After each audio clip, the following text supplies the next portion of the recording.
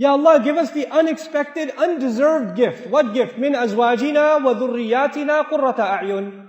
From our wives and our husbands and our children, give us what makes our eyes so happy that it makes us cry.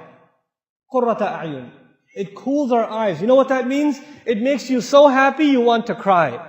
When you listen to your child recite Quran, and they love reciting Quran, then it makes you so happy you want to cry. When you look at your wife and how she's raising your children, it makes you so happy you want to cry. When she looks at the husband who wakes up his children for Fajr and takes them to the masjid, she wants to cry. She's so happy. You know, we are asking Allah for tears of joy. We want to be so happy with our family. How are we going to do that? Right now, every day you go home, you fight with your wife, man. Every day you go home. She's like, why were you so late? Why are you asking me? You always ask me. Don't you know there's traffic? Look outside the window. And you start every day. And then you're so angry, then you look at the child and he's like, why are you playing with a toy? Why do you look happy? We don't have happiness here. Where's your homework? And the kid's like, I didn't get any homework.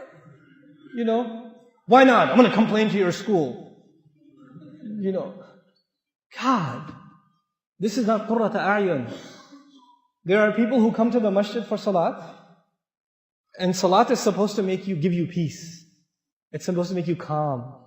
It's supposed to settle you down. And then they go home and there's a tornado that walked into the house. Oh, children hide under the bed. You know, the wife gets off the phone. She's like, you know, you cannot be the reason for your family to be afraid of you. You should be a reason for your family to be overjoyed.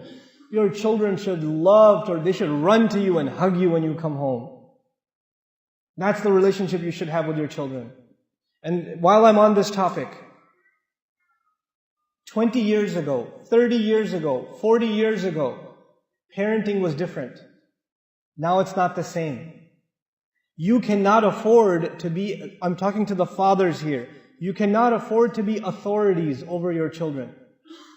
You cannot afford that. You have to be friends and authorities with your children. Our fathers were not friends with us. They were authorities. We didn't slap our dad on the back and say, hey dad, let's go play some basketball, let's play some football. We didn't do that. Abba Kimon Baba, Abba Jan, you sit straight. Assalamu alaikum. You get their shoes. That was 20 years ago, 30 years ago. Your kids don't do that. And they won't. We're living in 2013, brothers and sisters. We have to accept reality. Our children are exposed to a lot of things. It doesn't matter if you're in the Muslim world or anywhere else. Our children, the only one who will give them the love of Islam is you. And you will not be able to give it to them if you're only an authority. If you only yell at them and tell them what to do, but you're not their friend. Every father here should know and master the video games your children play. You should be better if you're letting your kids play video games, first of all, that's a problem. But if you are letting them play and you're not going to let them stop, then you better play with them. Then you better be sitting there playing with them. You don't go watch the news. You're not going to change the world. Okay? You've watched enough news. Believe me, and nothing has changed. You need to know whether the stock market went up or down. You don't even care about stocks, man. Why are you watching the news? It has nothing to do with you. Listen to it in the car, when you're in the car. Don't come home and watch TV. Don't come home and watch the news. Come home and play with your kids. Do homework with your kids. Talk to your kids. Take your kids to the masjid. Do that with them. Make your kids love you. I tell you, I'm telling you, if the fathers don't do this, we will lose this ummah. We will lose our next generation. I am telling you. I'm guaranteeing you.